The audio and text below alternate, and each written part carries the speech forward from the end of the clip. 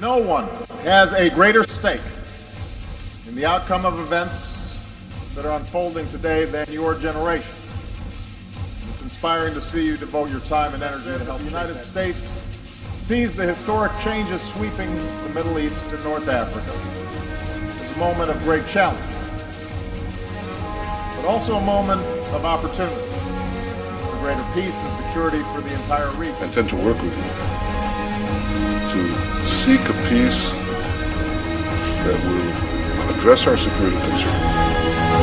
Incredible new video just into our newsroom of a massive twister hitting central Oklahoma. Rick has been watching. Oh my God! Back up! Oh no!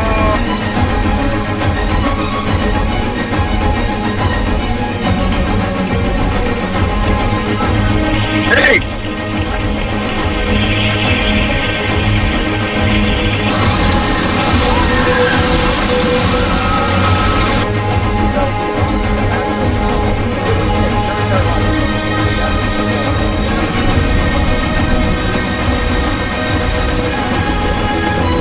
Forever change along the state's flood zone. Here, he and his crew were on the ground in central Oklahoma. He is also a severe storms researcher. Tim, welcome.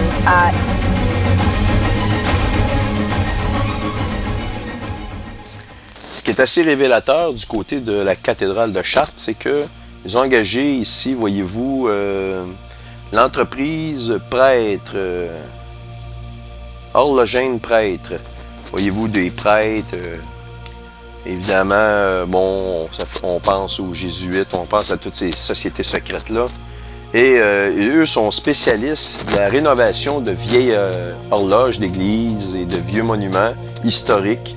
Et ce qui est intéressant, c'est que cet organisme-là n'est non seulement spécialisé dans la réfection, si vous voulez, de ces vieilles horloges-là, la restauration de ces vieilles horloges-là, mais peuvent aussi refaire des mécanismes anciens qui demandent des pièces, l'usinage de pièces vraiment custom, là, vraiment précises, qu'on ne peut plus trouver aujourd'hui sur le marché. Il faut les fabriquer, ces pièces-là. Il y a des pièces très minutieuses. Et ils ont été demandés par les responsables de la cathédrale de Chartres, non pas de restaurer le mouvement à l'horloge, mais une horloge qui devient fixe, devient un cadran, on appelle ça un cadran, un horloge parce que ça bouge, un cadran ça ne bouge plus, et ils ont été demandés de rénover non pas le mouvement de l'horloge, mais le cadran. Bon, voyez-vous, le mouvement de l'horloge aurait disparu lors de la Révolution. Il ne reste aujourd'hui que le cadran, c'est ce cadran qu'on nous demande de restaurer. Pourquoi un organisme capable de restaurer des mouvements d'aiguille, eh bien, on lui demande seulement de restaurer le cadran, on ne touche pas.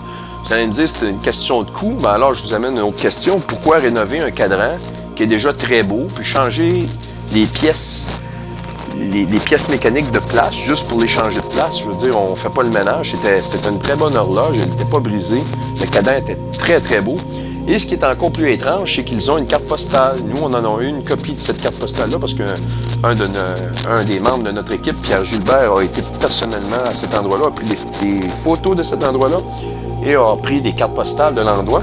Et la carte postale n'a pas bougé. On voit vraiment la planète X, l'orbite de la planète X sur leur carte postale, alors qu'ils ont rénové un cadran qui ne correspond plus à Planète X.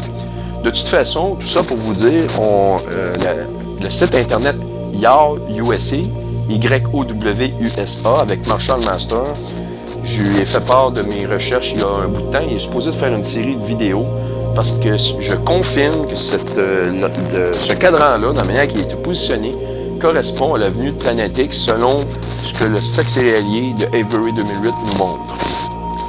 Donc, pour en revenir au symbolisme astrologique, allons-y dans ces symbolismes astrologiques-là. On va aller dans l'astrologie. Où te caches-tu, astrologie? Ah, ici. Donc, on y voit, premièrement, ici, l'objet. Voyez-vous, une planète massive qui est vis-à-vis Virgo qui est la Vierge. On va le grossir, Virgo, Vierge. Et on nous montre une autre image dans lesquels on la voit dans le Verseau. C'est assez incroyable de voir ces choses-là. Et comment ils peuvent savoir, comment ils peuvent faire des images vraiment à cet effet-là d'un objet qui encore là montre deux signes astronomiques extrêmement révélateurs. On y voit aussi cette image-là qui est assez révélateur, qu'on a trouvé sur des signes sur des sites qui parlent d'astrologie. Bon, attendez un instant, je vais vous grossir ça parce que ça va être plus clair. Voyez-vous la position des planètes? On voit ici Neptune avec Jupiter et Saturne. Et pour ceux qui se rappellent de mon vidéo 12 sur la série Planète X Nibiru 2012, je démontre que dans le film 2012, dès le début du film, on nous montre un objet inconnu dans lequel je grossis, que je vous montre, c'est vraiment la photo de Nenbrun. Et vous avez les anneaux de Saturne et on voit un objet qui monte au-dessus de l'écliptique, proche des anneaux de Saturne. Et j'ai même pu établir, j'ai même pu établir le point de vue. Et c'est exactement le même point de vue qui correspond ici. Et voyez-vous, l'astre ici est montré. Et ce signe-là qu'on voit, c'est le signe de la Vierge. Vraiment, le signe de la Vierge. Et on voit comme un astre brillant, une étoile. Et on voit cette planète-là qui ne correspond pas à l'image d'aucune des planètes de notre système solaire. Et qui est géante. Si on regarde la grosseur de Jupiter, on regarde la grosseur de celle-ci. Elle est vraiment géante. Donc, on nous annonce qu'en 2012, ça c'est l'alignement des planètes selon le 21 décembre 2012, il y a une planète inconnue qui va se montrer dans la Vierge. Et on va vous montrer à quel point ça correspond aux écrits bibliques dans le chapitre 12 de l'Apocalypse.